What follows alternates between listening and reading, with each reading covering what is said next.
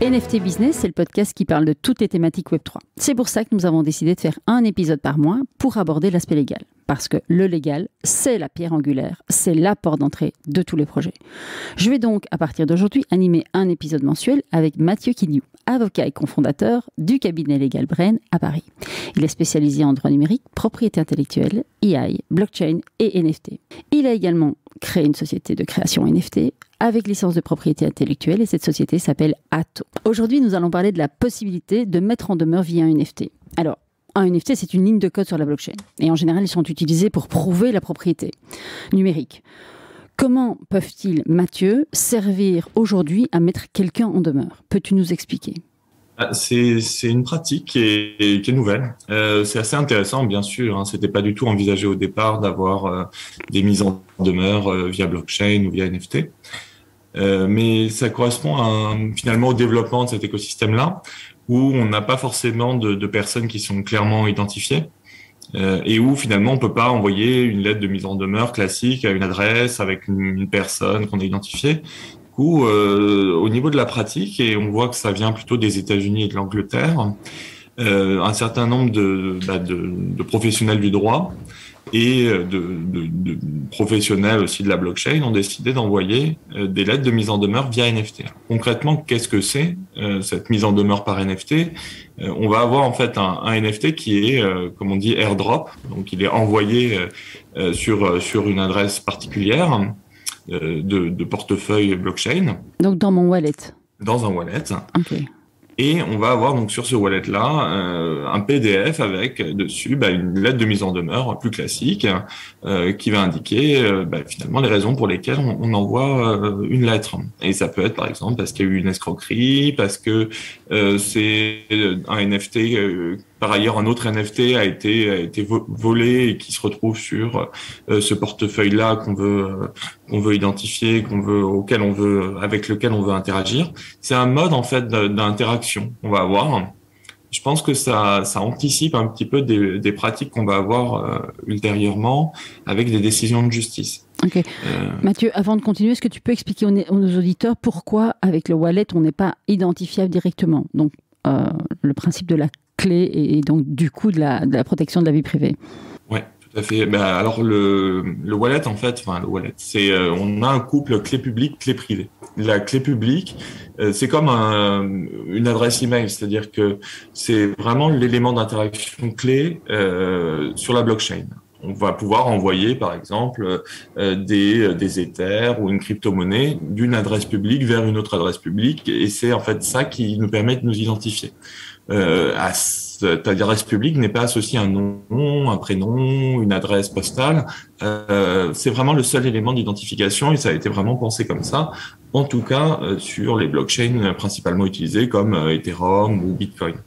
Il y a d'autres blockchains qui vont aller un peu au-delà au niveau de la pseudonymisation, qui vont aller tendre vers l'anonymat. Mais donc, dans les principales blockchains, on est sur du pseudonymat. Est-ce qu'on peut vraiment remonter aussi facilement, par exemple, que sur une adresse Twitter vers la personne qui l'a créée? Un peu moins. C'est pas aussi simple au niveau de l'adresse IP, puisqu'il y a des éléments quand même de chiffrement qui sont assez poussés. Mais disons que il y a quand même une difficulté, effectivement, à identifier la personne qui gère un wallet quand il est bien sécurisé. Okay. Et donc ça, c'est pour ces raisons-là en fait qu'on a cette approche-là qui est développée en fait d'envoi de mise en demeure par NFT. Mais donc toi, en tant qu'avocat, ça veut dire que tu envoies donc une mise en demeure sous forme de NFT dans le wallet de quelqu'un sans savoir qui c'est, sans même savoir où il est. Donc il pourrait être à l'autre bout de la planète. Mais puisqu'on est sur de la décentralisation, imaginons que tu envoies cette mise en demeure et que le type est en Australie. Le type est en Australie, il se dit, lui, est-ce qu'il a une vue sur ton identité à toi, en tant qu'avocat? Est-ce qu'il peut identifier que c'est Mathieu Quignou à Paris qui lui a envoyé la mise en demeure? Oui. Alors, il y a plusieurs manières de s'assurer quand même que la personne qui envoie cet élément-là est légitime pour le faire. Hein. Et un avocat est moins légitime qu'un huissier, qui est moins légitime qu'un juge pour faire ce type de choses-là. Alors, un juge va pas envoyer une mise en demeure, mais il peut justement faire une injonction. Et dans ce cas-là, on peut imaginer que ça produise des effets. Alors, ça va pas produire des effets directement sur la blockchain, hein, puisque la blockchain, comme tu le disais, est tout à fait décentralisée. Mais on voit par exemple que des acteurs comme OpenSea vont blacklister, par exemple, un certain nombre d'adresses, vont blacklister un certain nombre de NFT. Qui auraient été volés ou qui seraient des contrefaçons, par exemple. On peut tout à fait imaginer en fait des équivalents avec des adresses sur lesquelles on a envoyé un NFT, qui soit un NFT transférable ou non transférable, hein, les fameux soulbound NFT. Et dans ce cas-là, ça marque en fait une adresse comme toxique. Alors, si c'est un avocat qui l'envoie ou même un particulier, ça peut avoir assez peu d'effet, ou encore avec un avocat déjà, ça peut quand même correspondre il y a quand même un travail de recherche préalable et on comprend finalement que ça s'appuie sur des textes de loi. Un huissier un petit peu pareil, mais ça va un petit peu plus loin puisque ça correspond vraiment à la pratique de l'huissier, hein, finalement d'aller identifier une personne et d'aller lui signifier un élément, par exemple le fait que elle a contrefait telle ou telle chose, qu'elle est en situation d'irrégularité, qu'elle doit faire telle ou telle chose pour se conformer à un contrat. Donc il peut y avoir cette logique de signification. Et donc c'est ça qui est assez intéressant. Encore faut-il que les plateformes qui vont lire ce qu'il y a sur les portefeuilles de NFT fassent la démarche de après retranscrire en fait ce qu'elles ont lu en fait dans le NFT, que ce soit le PDF ou les métadonnées qui sont associées, qu'elles fassent produire des effets en fait à ça et qu'elles bloquent par exemple le portefeuille. Ok, parce que je reviens sur la mise en demeure que tu envoies à un type qui est en Australie. Toi, quand tu l'envoies, tu ne sais pas où il est ni qui il est. Lui, il reçoit ça. Quel est le danger pour lui, puisqu'il sait qu'il est quelque part, qu'il est protégé par l'anonymat, enfin le pseudonyme. Donc toi, tu dis que la punition, enfin le danger pour lui, c'est d'être blacklisté des plateformes ou des exchanges. Mais est-ce que toutes les plateformes et tous les exchanges tiennent compte de ça? Est-ce qu'aujourd'hui, c'est pratique courante? Est-ce que c'est reconnu? Et donc, ça veut dire que toi, quand tu envoies ton NFT, ta mise en demeure, il a un temps de réaction. S'il ne réagit pas, c'est toi qui te mets en contact avec OpenSea, par exemple, ou avec un autre exchange. Ça se passe comment, en fait? Parce que finalement, il y a un process qui est bien déterminé et qui est bien lissé dans la vraie vie. Là, ce sont des process qui se construisent, qui se mettent en place. On est absolument d'accord. C'est en pleine construction. On peut peut-être faire le parallèle avec une pratique qui est celle des ventes de NFT avec du whitelisting. Généralement, quand on va faire une vente de NFT, on va vérifier. Alors, quand on souhaite vraiment se mettre en conformité, quand on est une grande marque, on va faire ça, par exemple, ou un jeu vidéo qui a dépensé beaucoup d'argent, on va avoir une approche qui est celle de lutter contre le blanchiment d'argent et le financement du terrorisme, ce qu'on appelle la LCBFT ou en anglais c'est AML. Mmh. Et quand on met en place des dispositifs de ce type-là, on va vérifier l'identité des personnes. Bon, c'est une possibilité, donc faire ce qu'on appelle du KYC. Et on va aussi vérifier finalement que les portefeuilles qui sont utilisés pour payer et recevoir le NFT sont des portefeuilles qui n'ont pas été impliqués justement dans du blanchiment, qui n'ont pas fait par exemple du mix de crypto, qui n'ont pas finalement fait d'opérations qui pourraient être vraiment vécues comme potentiellement toxiques. Et au-delà de ça, on pourrait vérifier aussi que il n'y a pas de NFT de mise en demeure avec, par exemple, des NFT qui seraient volés dans le portefeuille de la personne ou qui n'auraient pas justement un problème lié à, par exemple, la personne qui utilise ce portefeuille. Si c'est un portefeuille qui a été volé, un portefeuille qui a été physiquement volé ou quelque chose comme ça, si on s'aperçoit de ça parce qu'il y a des métadonnées dans un NFT qui est attaché à ce portefeuille-là, on peut faire en sorte de pas vouloir interagir avec. Donc c'est plutôt dans cette logique c'est un marqueur en fait. Hein. On marque au fer rouge un wallet où on peut même lier en fait un NFT préexistant à un autre NFT qui va le suivre. Ça c'est aussi assez intéressant.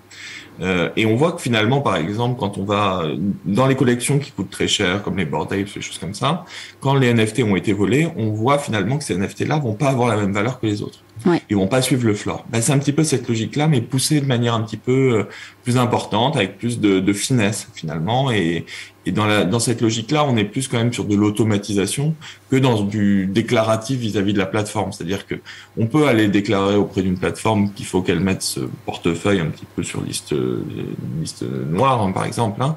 Mais le fait de l'intégrer sur le wallet, d'envoyer un NFT, ça fait que toutes les plateformes vont être informées si elles ont mis en place un système qui peut lire ça, en fait. Ok, j'ai une question. Donc, je reprends l'exemple du type aux États-Unis ou en Australie. Tu lui envoies le NFT.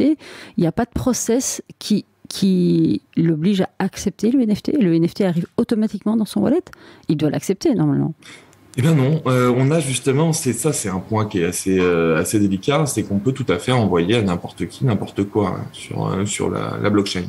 Moi, j'ai reçu, par exemple, des NFT que j'avais pas achetés.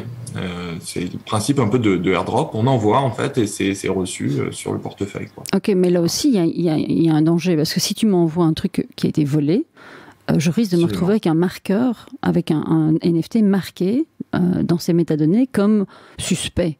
Et donc, je deviens moi-même suspect. Donc, là aussi, il y a un process qui est un peu tendancieux. Absolument. Oui. Et aussi, ce qui m'interpelle quand tu expliques ça, c'est que on est quand même sur de la technologie décentralisée, et donc il faut, si on doit pénaliser quelqu'un ou en tout cas l'identifier, le marquer, il faut quand même aligner toute une série de gens. J'imagine que c'est pas toujours facile à faire. Donc ça veut dire quoi, qu'il y a des penseurs qui mettent en place, comme toi par exemple, qui mettent en place les nouvelles règles ou les nouveaux process? Très sincèrement, on est au tout début de tout ça. Moi, ça me fait penser un petit peu aussi à la construction, par exemple, de l'arbitrage international, qui était quelque chose qui a été pensé entre des marchands qui voulaient avoir un peu leurs propres règles, leurs propres forums de gestion des conflits. On pourrait avoir des choses comme ça qui se développent justement pour émettre des mises en demeure par NFT qui seraient jugées un petit peu par les pairs en voyant si ça correspond ou pas en fait à l'écosystème et à ses valeurs et aussi à des règles de droit qui pourraient être un peu internationales. Après, on peut aussi avoir une approche beaucoup plus classique qui relèverait finalement un juge qui enverrait des injonctions, qui enverrait des ordres comme ça se fait déjà aujourd'hui, qui pourraient être envoyé après, formalisé peut-être, pourquoi pas, par des huissiers un peu spécialisés dans la création de NFT, à transmettre à des adresses. Je pense que ça anticipe aussi quelque chose qui devrait se développer prochainement et qui est déjà un petit peu développé, par exemple, en Chine avec le yuan. C'est les monnaies numériques de banque centrale. Mm-hmm. Les monnaies numériques de banque centrale, on est sur des architectures qui sont beaucoup plus centralisées, mais qui permettent quand même de faire des opérations et dans lesquelles on va vraisemblablement avoir aussi des problèmes de vol. Si on intègre des NFT, finalement, on aura les mêmes problèmes qu'on a aujourd'hui avec les contrefaçons et autres.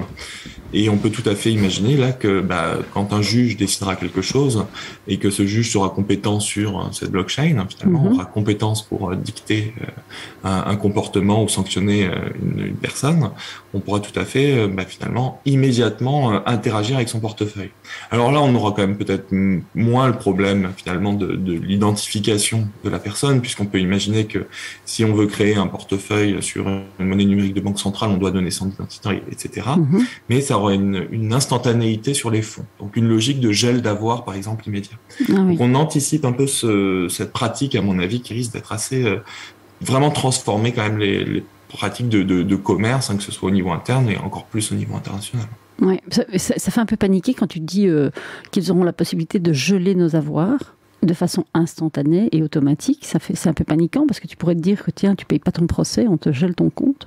Ça va nous amener dans une société où on va devoir être irréprochable pour avoir accès à notre argent.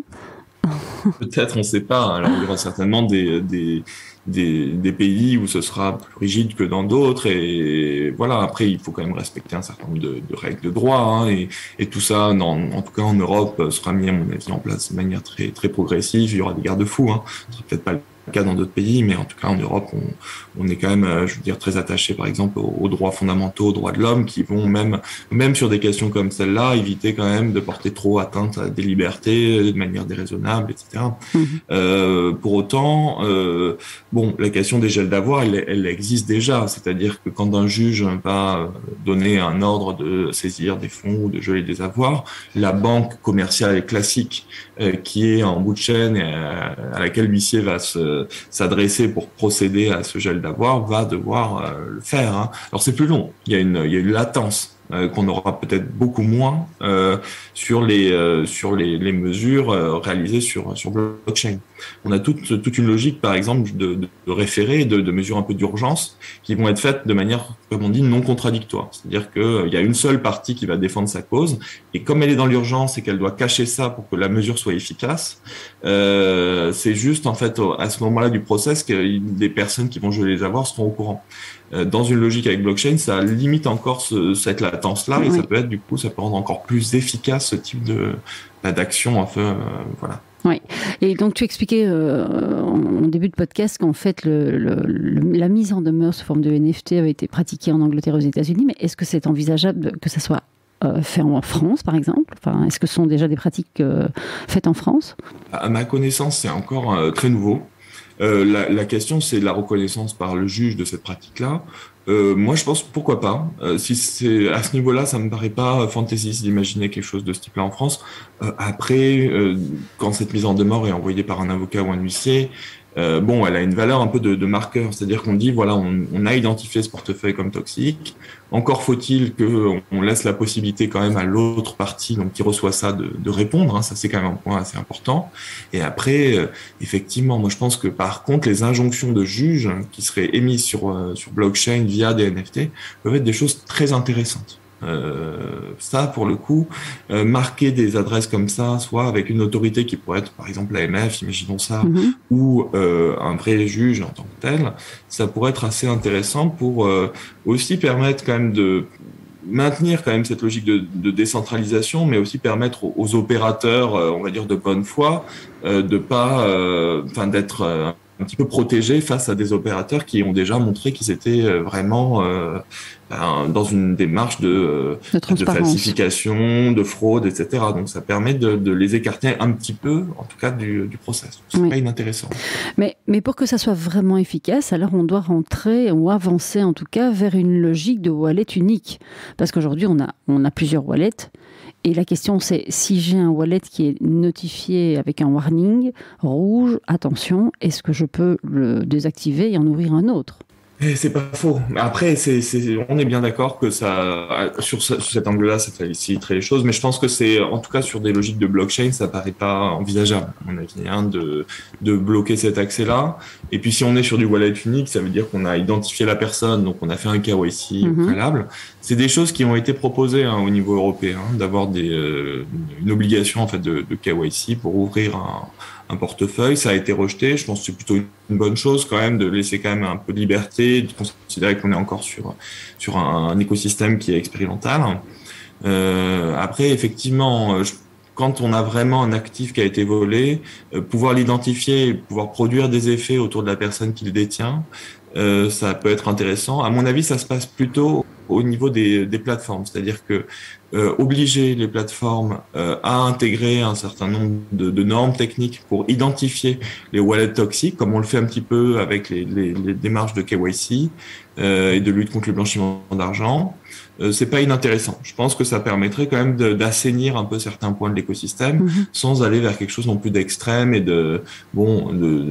qui limiterait aussi les libertés des utilisateurs, quoi. Donc il y a un équilibre à mon avis à trouver qui est fin et donc là on en parle parce que cette pratique commence à se développer. Donc il faut voir comment on la traite pour qu'elle soit vraiment favorable à l'écosystème, aux utilisateurs, et pas que ce soit un frein, et pas que ça dépasse finalement, que ça aille bien au-delà aussi de l'objectif positif qui peut être apporté par cette pratique. Qui, dans ce cas-là, est la protection donc de la personne contre les fraudes. Et donc le KYC, pour les gens qui ne savent pas, tu peux peut-être expliquer cette étape. Oui, alors le KYC, ça veut dire Know Your Customer en anglais, donc connaissance en fait du consommateur. Donc, l'idée, c'est qu'on va donner, il y a plusieurs niveaux de KYC, mais globalement, on donne par exemple sa carte d'identité et on a ces informations-là et on peut prouver que c'est bien nous qui sommes le détenteur de cette pièce d'identité. Ça peut passer par exemple par une vidéo, une visio avec la carte d'identité à côté. On voit bien la personne qui a aussi signé à telle date cet élément-là, donc qui prouve que c'est bien elle. Après, on a des éléments qui sont plus poussés avec le biométrique, etc. Donc, il y a vraiment des niveaux de connaissance du consommateur. On a quelque chose qui s'est développé aussi autour de la blockchain, c'est le Know Your Transaction. Ça, c'est aussi assez intéressant. C'est quoi? Donc, KYT, c'est-à-dire voir si la transaction qui a été réalisée a été faite avec un portefeuille, avec une adresse publique qui est pas toxique, justement, qui est propre. Et donc, ça va aussi dans ce sens-là, en fait, ce NFT de mise en demeure. C'est vérifier avec qui on interagit, mais pas simplement la personne, aussi le portefeuille, quoi. Voilà. Okay. Et donc, c'est un point qui est okay. Utile. Et on entend de plus en plus parler donc de soulbound NFT, et tu en as parlé donc au début du podcast. Est-ce que tu peux nous expliquer ce que c'est?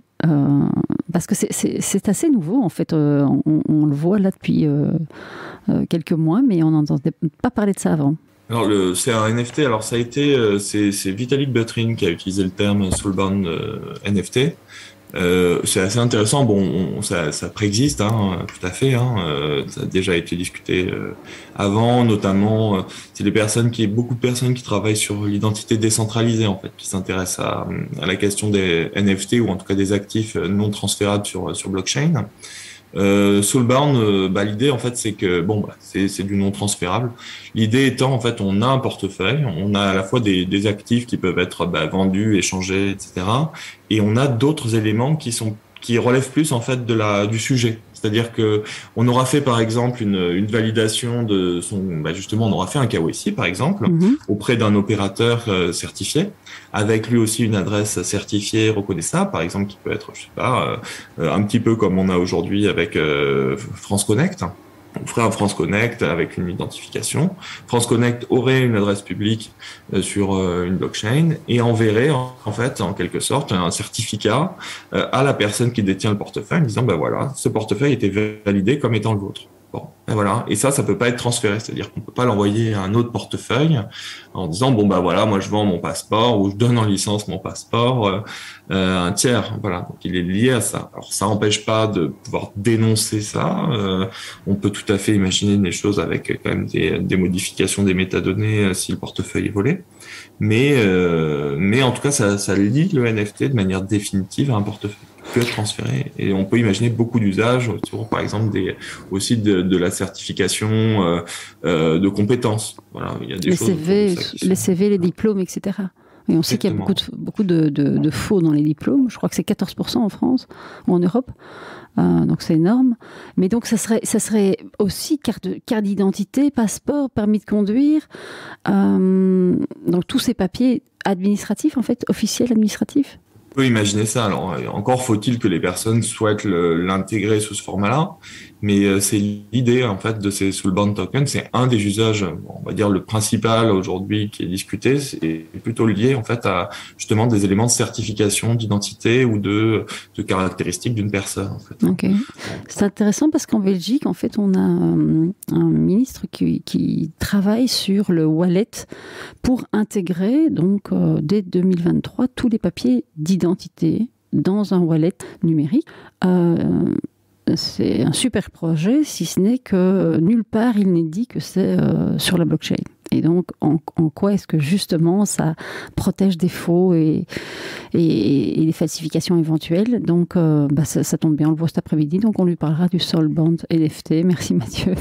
Mais donc, oui, donc c'est passionnant parce qu'en fait, ça aussi, donc c'est le nouveau juridique Web3 qui est en train de se construire. Et ça touche à la protection. Ça touche à beaucoup de points. Pour toi, Mathieu, en tant qu'avocat, tu penses que c'est à qui de construire ça? C'est aux startups, c'est aux avocats, c'est à l'État? C'est qui a la responsabilité de construire ça? Moi, j'aime bien les logiques de bac à sable réglementaire et de construction un petit peu, on va dire. Voilà, là, on a un écosystème, des usages qui se créent, qui évoluent aussi vite. le rythme peut-être des institutions est pas forcément adapté à ces productions-là. Ces usages, ils sont parfois éphémères aussi, donc ça nécessite pas non plus toujours d'avoir une institution qui se met vraiment en branle pour répondre à un problème un peu structurant. Mais parfois, ça se pérennise. Et donc, je pense que dans la période un peu expérimentale, ça peut être à des startups, à des avocats ou à des structures un peu aussi innovantes qui sont vraiment proches aussi de l'écosystème, de faire des propositions, d'expérimenter un peu. Si ça plaît, si c'est utilisé, ben éventuellement pérenniser ça au sein d'institutions qui peuvent être des autorités indépendantes, soit vraiment après de légiférer autour de ça si ça se justifie. Voilà. Donc c'est un petit peu les deux. Moi je pense que ça dépend aussi du stade de maturité de l'usage et aussi de la réponse.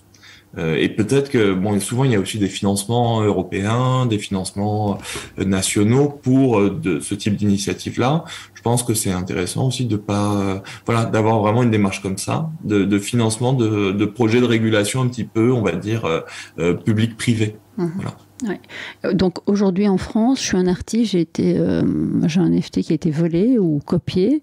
Je peux venir te voir déjà, je peux te demander d'envoyer une mise en demeure en NFT, c'est quelque chose qui se fait déjà? Tu pourrais le faire? Moi, je peux le faire. Après, ça a une valeur toute relative. Voilà, je peux tout à fait le faire. Moi, ça m'amuse bien de faire ça. Je trouve que c'est intéressant.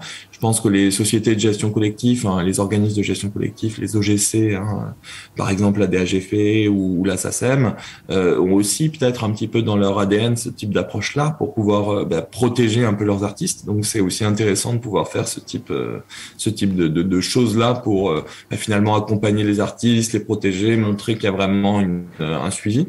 Et les avocats ou les agents d'artistes ou mandataires, c'est aussi dans leur rôle de faire ce type d'accompagnement-là. Donc oui, moi je pense que ça a sens, même si les effets réels en fait de ce type de mise en demeure-là sont encore un peu à construire. Mais ça permet déjà d'avoir une première démarche d'affirmation et même de proposer aussi éventuellement à la personne qui a volé le NFT de trouver un mode de conciliation éventuellement. C'est pas impossible. Alors paradoxalement, je pense que ça concernera peut-être plus les détenteurs et les acquéreurs que les artistes, ce type de mise en demeure, parce que un artiste dans une certaine mesure, s'il s'est fait voler ses œuvres, il peut dire voilà, finalement, moi, je considère que ce NFT-là, c'est un faux en fait. Oui. Il m'a été volé, je le renie en quelque sorte. Alors que le détenteur qui n'aura pas créé le NFT, il doit se rapprocher de l'émetteur pour pouvoir expliquer qu'il était le détenteur légitime. C'est peut-être un peu plus lourd. Donc, faut voir après l'usage. Je pense qu'il a encore à affiner. On voit que ça commence, mais on est vraiment sur... il y en a même pas une dizaine, à mon avis, de mise en demeure de NFT qui a été envoyé pour l'instant. Mais ça se trouve, ça se généralisera pas, on ne sait pas. Mais c'est intéressant. Oui, c'est intéressant. Puis c'est des signaux forts, parce que finalement, ce sont des méthodes adaptées à la technologie utilisée. Et donc ça aussi, ça doit évoluer. Absolument. Et ce qui est intéressant aussi, c'est pas seul. En fait, on peut mettre un PDF avec justement une mise en demeure classique, mais on peut rajouter en fait dans le NFT des métadonnées qui vont produire des effets qui vont au-delà un petit peu du document un peu figé PDF. On peut avoir des choses même avec des métadonnées qui sont évolutives, avec finalement un élément qui sera presque progressif, c'est-à-dire que par exemple, une mise en demeure, habituellement, on considère qu'au bout de 15 jours, elle peut produire un petit peu des effets. C'est-à-dire que ça laisse la possibilité à la personne de se mettre en conformité pendant un délai. On peut tout à fait imaginer qu'au bout de 15 jours après l'envoi, la mise en demeure ou le NFT devient plus agressif et là, commence à envoyer des informations aux plateformes qui sont amenées à lire ce NFT. Alors qu'avant, il est un petit peu comme un peu en dormance, quoi. Il produit pas complètement ses effets. Donc, il y a des choses assez intéressantes qui peuvent être pensées autour. Très intéressant, très intéressant. Mathieu, on arrive déjà à la fin de ce podcast. C'est passé super vite. C'est très intéressant. Est-ce que tu veux ajouter quelque chose pour clôturer ?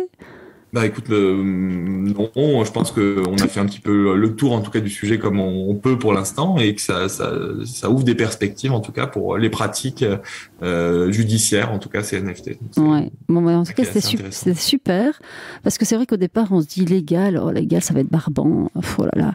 Et en fait, non, mais c'est passionnant, parce que ça nous oblige à réfléchir plus loin. Donc, merci en tout cas, et on se retrouve le mois prochain, Mathieu. D'ailleurs, on se retrouve tous les mois.